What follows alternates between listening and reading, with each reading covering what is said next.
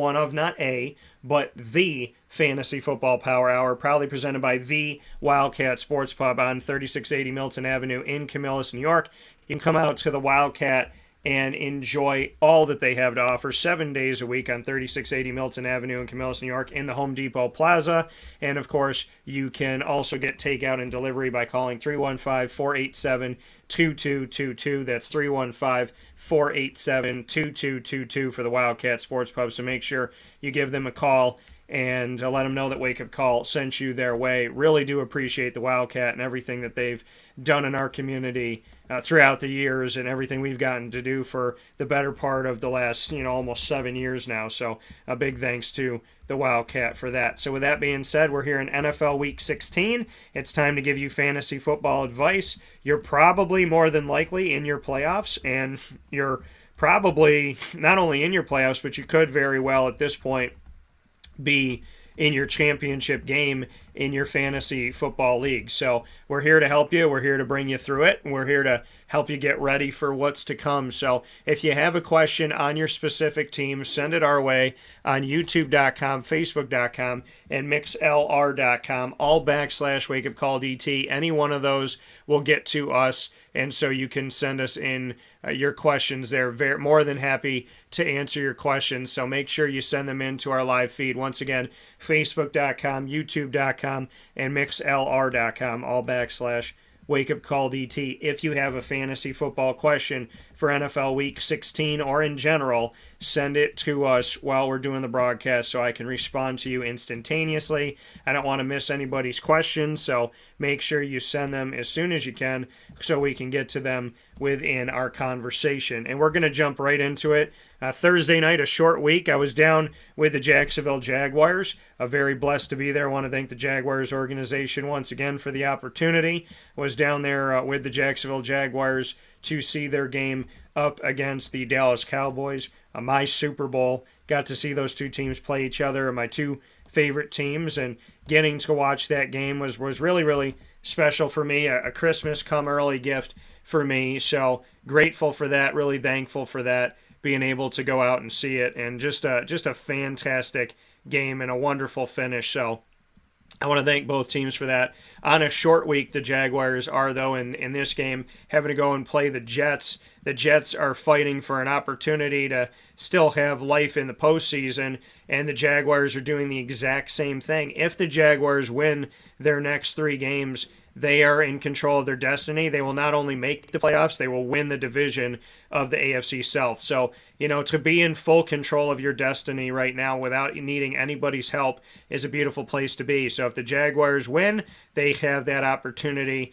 to move forward toward the playoffs and toward taking their division. On the other side of it, the playoff scenario, the Jets right now are just a step above the Jaguars at 7-7 and Jags at 6-8. The Jets are in 9th place right now, and the top 7 make it into the playoffs. Right now, Miami is above the Jets, and obviously the Buffalo Bills are as well. So the Jets have some work to do, but they're not out of this one either. So this game, huge implications with 3 weeks to go. Fantasy football-wise, Trevor Lawrence right now, limited in practice with a toe injury. If he's able to go, this is a game that I could see you playing him in. I got him as a mid-range quarterback 1, but I do like him if he's able to go and able to play. We know he's been throwing the ball to a lot of different receivers. He's been comfortable throwing the ball. He's done a great job. He's been a comeback guy. The team scored 27 points in the second half of this game against the Dallas Cowboys, who are a good team and a good defense. During the year. Remember, this is a defense that almost shut out the Minnesota Vikings, and you know how good their offense is. So, credit to Trevor Lawrence and the work of all these guys out here that have been really, really strong, and I appreciate them so very much. So, I think Trevor is a good quarterback to play, mid-range guy. Travis Etienne, worth the play. Christian Kirk, Zay Jones, also worth the play. Marvin Jones, a flex guy for you. I got him as a wide receiver 4 because of just inconsistency in fantasy, but he's a good receiver. Just fantasy numbers wise, it's not a consistent piece there. And Evan Engram, right? He didn't have a massive game against the Dallas Cowboys, but he's a guy that has proven that he can have a massive effect on this team. So you got to look at him as well. A meniscal issue has Cam Robinson, the starting left tackle, out for this game.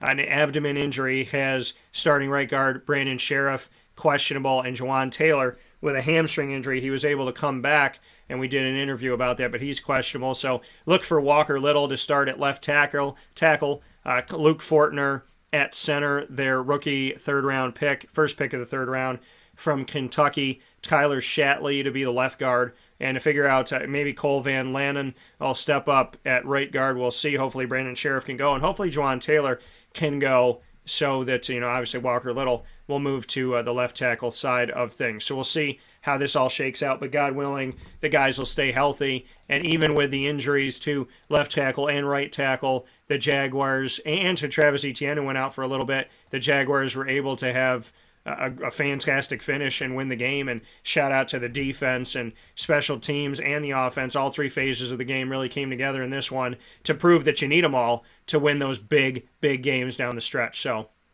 really, hopefully you guys will stay healthy so we can see this move forward in a positive way for the Jaguars. But those are the guys I like on their side. On the Jets side, Zach Wilson's going to start again.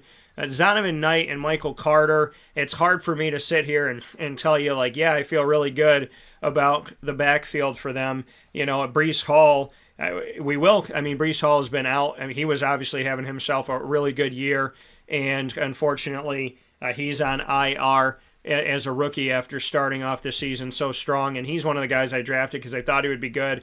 Things haven't looked good for this team, and James Robinson, who was traded to the team, hasn't really done much of anything on the team and didn't get involved this past week. So I wouldn't play anybody in their running back group, but I would probably say fantasy-wise, Garrett Wilson's your best bet for the Jets. Outside of that, I'd probably leave the Jets alone in fantasy. Garrett Wilson, no matter who his quarterback is, around 100 yards and still getting very involved in the game and leading the team in targets and leading the team in yardage. So I think Garrett Wilson, another rookie that I believed was going to make some hay early on, is definitely worth a play for you in this matchup. The next game that we have to go to here and that's coming out of Thursday night into Sunday, Buffalo at Chicago. If you're a Buffalo Bills fan, you got to feel really good about this game because Chicago is just atrocious. They're one of the few teams that's been eliminated from the postseason already. Josh Allen, you got to watch this though as you get closer to the playoffs. Listen, Kansas City is chomping at their heels. The benefit that is with the Bills right now is that they have the head-to-head tiebreaker over Kansas City, but they have the exact same record. So they're going to need to win this thing out, it looks like. And so you're going to need Josh Allen to do that. With Case Keenum backing him up, you're going to need Josh Allen, and he's gone through injury here. He's got an elbow injury, and you got to hope he stays healthy. If he's good to go for this one, play him. Also play Devin Singletary. James Cook, not a bad bet to put there as a flex guy. Pick up on the waiver wire or in free agency. Probably the waiver wire, but I'd put him out there. Stephon Diggs, Gabe Davis, Dawson Knox. I like them all. On the other side, Justin Fields, a mid to probably low-range quarterback one because he can run, but I'm not a huge believer in putting him out there, especially in playoff time for fantasy. David Montgomery, I got him as like a low-end 2, high-end 3, and really nobody else on this team do I really trust to be your guy. The receiving core has not been great, so I'm not looking at that. New Orleans at Cleveland. This is an interesting game. You got a New Orleans team that doesn't really play defense, and you got a Browns team that also doesn't play defense. So this could be a good scoring game for those of you that need some fantasy love right now and some fantasy help right now. So I would say, on New Orleans side, Taysom Hill is a guy to look to.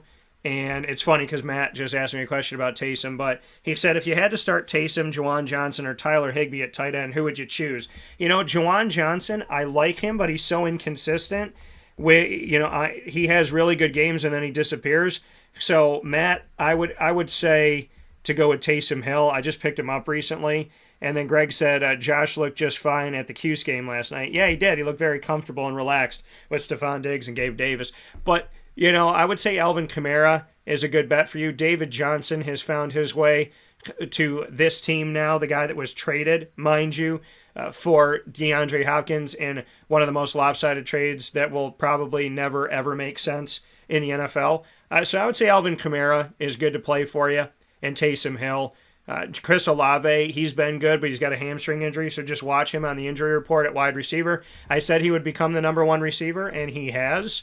Michael Thomas, I just don't believe in there. I don't know what the hell's going on between injuries and just other stuff. I don't like it. It carried over from last year, and it's not good for the Saints, and it's not good for your fantasy team. Juwan Johnson's been, like I said, he's had moments, but Taysom Hill, he's just used in so many different ways. Quarterback, running back, wide receiver, tight end. So, I mean, I picked him up for that reason. And, Matt, if you're in a league where you can put him in your tight end slot and you don't have to put him in your quarterback slot, definitely pick him up. If you have to put him in your quarterback slot, that would change my answer. But as long as you can put him as a tight end, I'm okay with that. On Cleveland's side, Nick Chubb is on the injury report, questionable with a foot injury. So Dearness Johnson might be picked up as a running back 3 or 4 this week. Kareem Hunt has more value.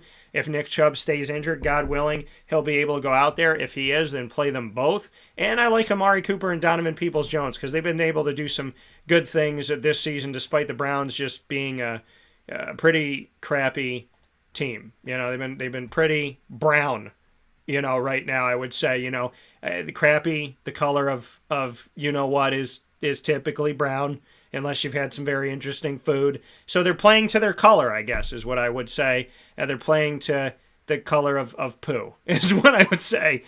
Browns are playing pretty crappy, is probably the nicest way that I can put it at this time. And it's unfortunate because I like the Browns and I really want them to play better. And I think it's been a really rough go historically since they came back in '99. Here's a game against two teams that had the same they have a connection in a weird way. The Tennessee Titans used to be the Houston Oilers. Then they moved to Tennessee, became the Titans, and Houston became a new franchise in the Texans, the newest franchise to come into the NFL, which came into the NFL in 2002 and won their inaugural game against the Dallas Cowboys and almost beat the Cowboys again this time around. Houston at Tennessee. There's nobody I would play on Houston right now, so I'm not going to touch it with a 10-foot pole. Let's move on. Derrick Henry, I do like him, and that's it. I like Derrick Henry in that entire game between the Texans and the Titans. Matt said I can put him in the tight end slot in the league semi-championship round and need some good points. Yeah, man, I mean, you can tell me who else you have. I mean, if you have Juwan Johnson at tight end, I can get what you're saying there. But I like Taysom Hill just because he's multiple. So to me, Taysom is the true flex. So if you can put him at flex, put him at flex. If you put him at tight end, put him at tight end. But depending on who else you have to put at flex, you could really move him anywhere. But I would say Taysom Hill is he's a wild card, and I'd rather have him on my team than not have him on my team, is what I would say. Rather have him than play against him. Seattle at Kansas City. Let's look at the Seattle game that we have coming up here. If you have a question, like Matt's questions that I appreciate here, if you have a question, shoot it over to us on Facebook.com, YouTube.com, and MixLR.com, all /WakeUpCallDT. They all have live feeds. Follow, subscribe, and respond. And in real time, we'll try to answer all your questions here. So make sure you send them over to us. Seattle at Kansas City is the next game here.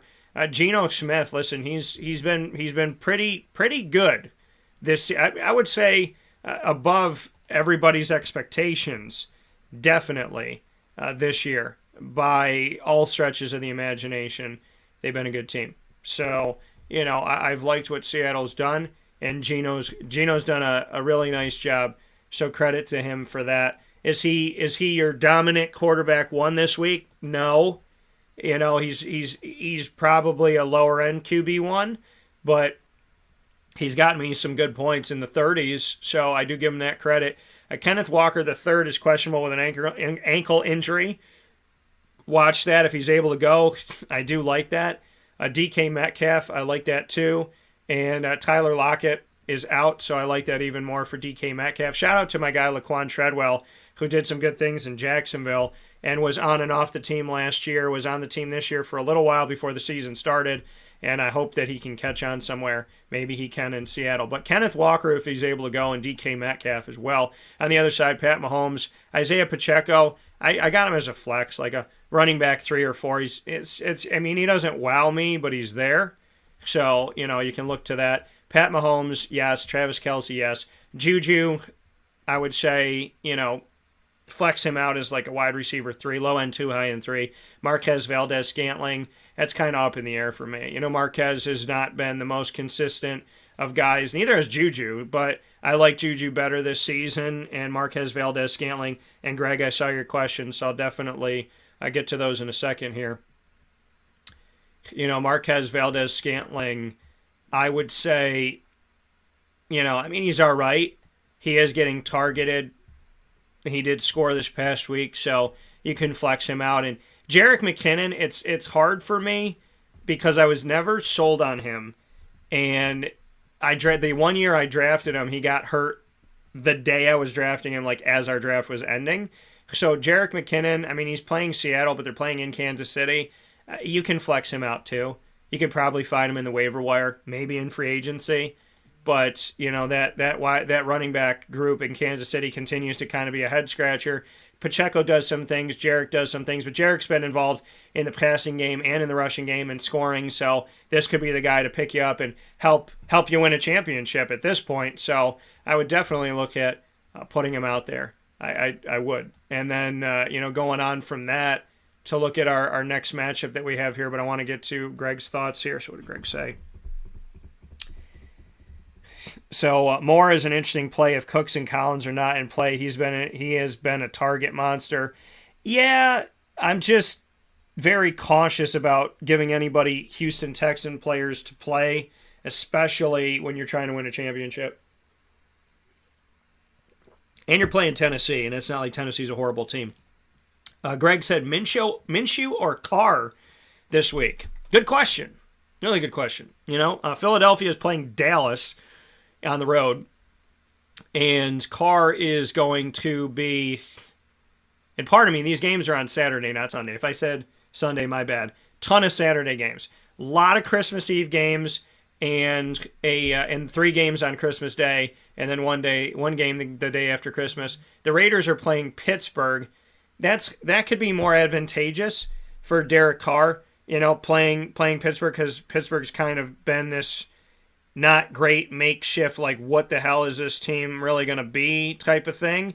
So, I like that, but at the same time, Carr gets me a little bit concerned just because of the fact that the Raiders have been so up and down. So, it's good placement because you get a game where you're going to have a team playing on Sunday night. So if through Thursday and Sunday during the day you've struggled, you got somebody playing on Sunday night, Monday night. I try to do that when I can to strategically play a little bit of a chess game. So that's not a bad option. But at the same time, I would like to think hopefully you have better options at quarterback than Minshew or Carr. But if that's what you got, then I'd probably lean more on the side of Carr at the moment. So I would say Carr at the moment between the two. Gardner Minshew's good. He is. And they both have weapons. Philly's got more weapons, but that's a tough call with Philadelphia playing Dallas. They know how much is on the line for this one, obviously. And, Minshew, yeah, I would probably lean on the side of Carr right now. As much as I'm a fan of Minshew, I'd lean on the side of Carr, fantasy-wise. Next game we have up here, New York at Minnesota for Christmas Eve. And so we'll go to New York. We'll go to the Giants first here, speaking when I said New York, meaning the Giants at Minnesota here. So taking a look at the Giants at this point, and then over to Minnesota. For me, the Minnesota Vikings, they're a good team, right? But they've been really that team where you can't quite put your finger on it because they've lost some games where you're like, I don't think this is a team right now that's going to go out and win a Super Bowl. They're 11-3, but I wouldn't put my money on them to win the Super Bowl this year. The Giants are 8-5, and 8-5-1. Pardon me. Saquon Barkley, I like him. Darius Slayton, I like to flex him out. That's really it. On Minnesota's side, I like Dalvin Cook. I like Justin Jefferson. I like Adam Thielen as a flex because you never know when he's going to, throw something out there for you. And I like TJ Hawkinson in that game. A lot of value for Minnesota. I think Minnesota will get the win. And New York, they got to be careful because you got two really good teams in that division trying to knock you out. Cincinnati at New England. We'll go with the Cincinnati Bengals, the road team, first before we take a step aside here on Wake Up Call with Dan Tortora, where sports meets life, inside of the Fantasy Football Power Hour, proudly powered by the Wildcat Sports Pub, 3680 Milton Avenue in Camillus, New York.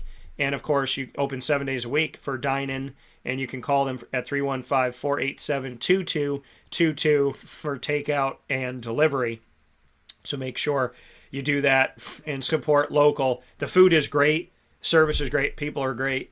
So make sure you head out to the Wildcat, support local, and support they don't just work together. They're a family.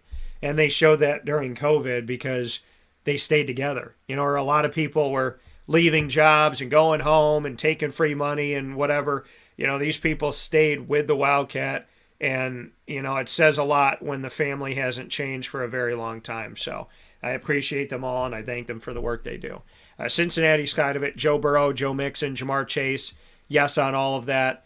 T. Higgins is questionable, so just watch that hamstring injury. Maybe you flex him out. If not, maybe you flex out Tyler Boyd. On the other side of it, the running backs are hurt here. We might see Pierre Strong Jr. and Kevin Harris in the backfield for the Patriots if Ramondre Stevenson isn't able to go. He's been good this year, but he has an ankle injury, so watch that. As of right now, Hunter Henry is the guy I would tell you to play. If I had to pick anybody for this team, that's who I would say for the Patriots as of right now. If Ramondre is healthy, then, that's a guy that I've flexed out because he has had a pretty good season, but you just have to monitor that injury because he's been on the injury report for a couple weeks now. Detroit at Carolina. This is one of those games where you're like, Carolina can't win this game. And it's a game where maybe they'll be in it for a while. But DeAndre Swift, Jamal Williams, both worth the play. Jamal's been kind of quiet here recently, but he's a guy that you can't really keep off your team because he has proven to me how good he's been. Amon-Ra St. Brown, that's another guy to look at as well. And then Carolina, Dante Foreman's been good, so I'd say play him. DJ Moore has been such an enigma, like the definition of it for me. It's hard for me to lean on a guy like that and tell you like, oh yeah, you got to play that guy. That's the guy I would go for. It's really tough to put him out there and lean on him. So, that's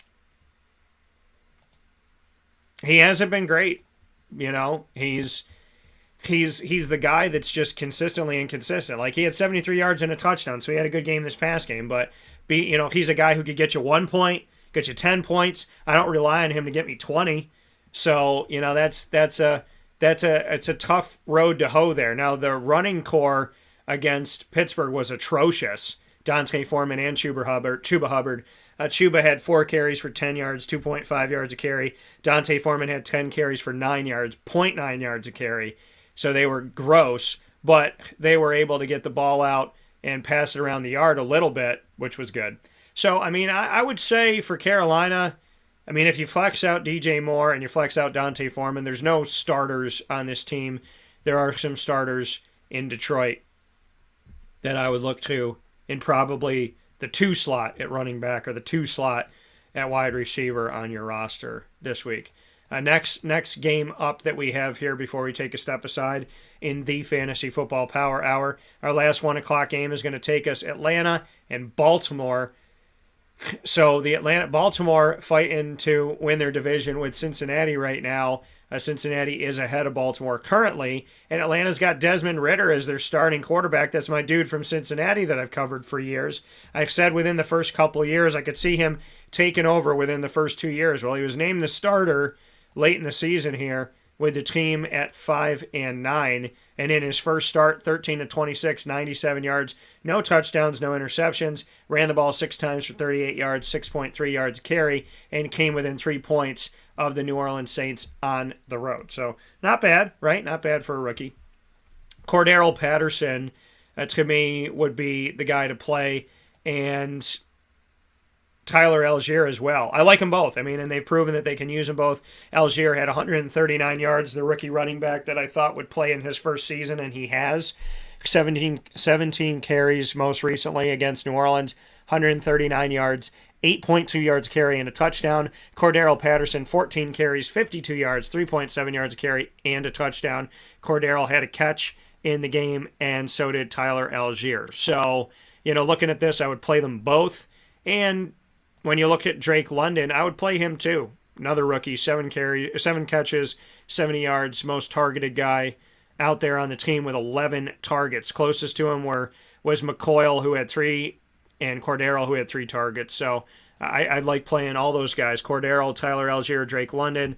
And then for Baltimore, Lamar Jackson's still hurt, got a PCL injury. If he's able to go, you put him out there. Looks like Gus Edwards is going to be the guy if J.K. Dobbins can't play. So really I would look to Mark Andrews as your guy, unless Lamar Jackson is able to go, and maybe Gus Edwards as a running back for deep flex that I would put out there. With that being said, we're going to take a step aside for a fast break here on Wake Up Call with Dan Tortora, inside of the Cafe Kubal Studios, the Fantasy Football Power Hour, proudly presented by the Wildcat Sports Pub, NFL Week 16 for the 2022-23 season. We'll take a step aside for a fast break. We'll be back with more games on Christmas Eve, and we got Christmas Day and the day after Christmas coming up here as well on Wake Up Call with Dan Tortora right after this fast break.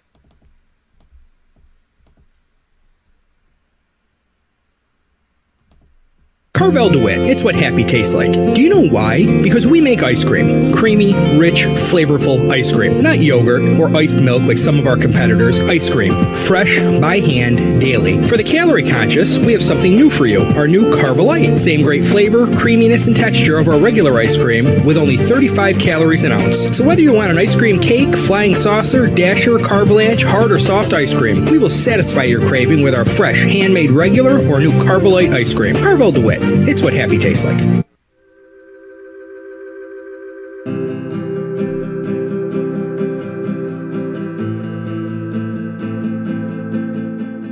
Cafe Kubal offers same-day local delivery of our products, offering no delivery charge for Onondaga County.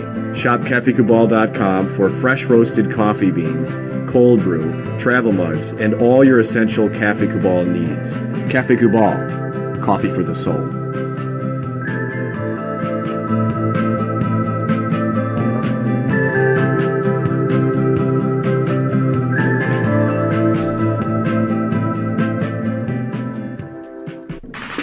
The Wildcat Sports Pub in Camillus, New York is located on 3680 Milton Avenue in the Home Depot Plaza. It is your family-friendly sports bar and restaurant. Folks, some sports bars aren't family-friendly. Some family-friendly restaurants are not sports bars. The Wildcat Sports Pub in Camillus, New York is proud to be both.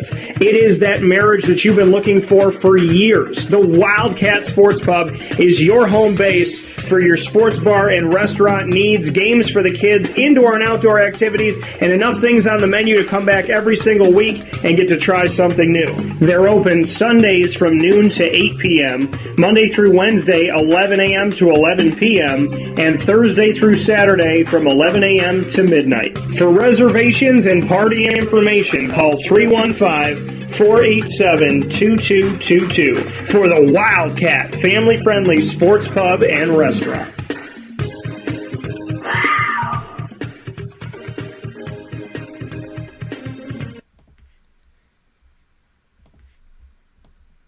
Welcome back here to Wake Up Call with Dan Tortora inside of the Cafe Kubal Studios, where sports truly meets that thing called life. We appreciate you so very much for being a part of the show here on Wake Up Call with Dan Tortora, and can't thank you enough for all that you do to be here with us where sports meets that thing called life. So thank you for being here, and thank you for hanging out with us on the broadcast here on Wake Up Call with Dan Tortora. We've had a ton of fun here on the show, and we've been able to do so many awesome things. So thank you for being here with us, and thank you for, riding out these awesome years that we've been able to do this show. I mean, I've been broadcasting now for over 19 years, and my company, Dan Tortora Broadcast Media LLC, just celebrated its 10-year anniversary this year. So I couldn't be more proud and more thankful that you've listened to the show, you've listened, you've watched, you've read, you've come out to the businesses that support us, and you've supported them.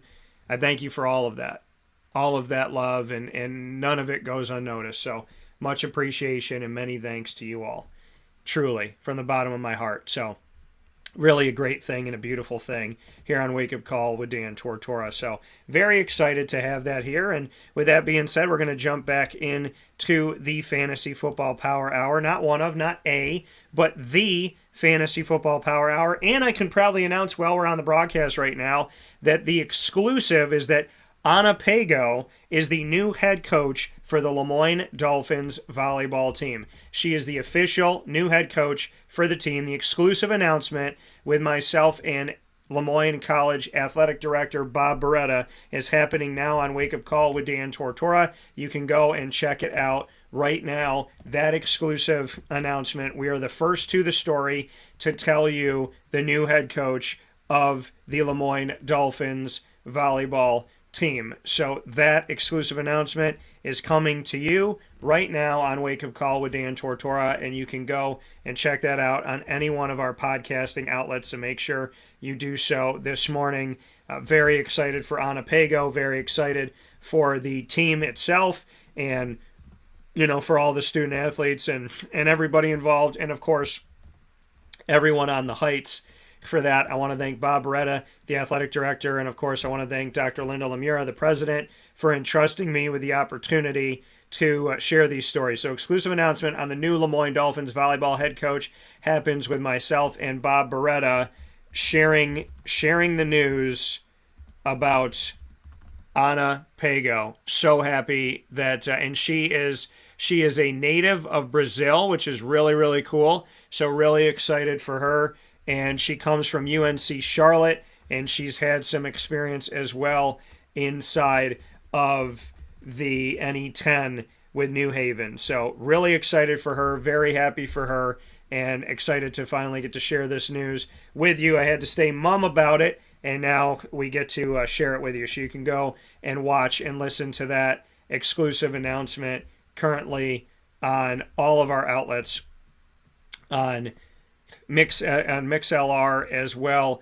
as Amazon Music, Audible, iHeartRadio, iTunes, and Apple Podcasts, TuneIn, Spotify, Stitcher, Player FM, Podbean, Podvine, and YouTube. Search Wake Up Call with Dan Tortora, or one word, Wake Up Call DT, and you'll be able to connect with the broadcast there, as we have the exclusive official announcement on the new Lemoyne Dolphins volleyball head coach, Anna Pago, where Bob Beretta joins me to talk about the process of finding the right coach and naming Anna Pago the coach, and just some background on Anna, as well as she is the newest face that is coming to the Heights. So really excited to be able to share that with you, and happy to finally be able to do that here while we're still live on the air this morning. So with that being said, as we shift to the rest of the games on Christmas Eve that we have, Christmas Eve kind of looking like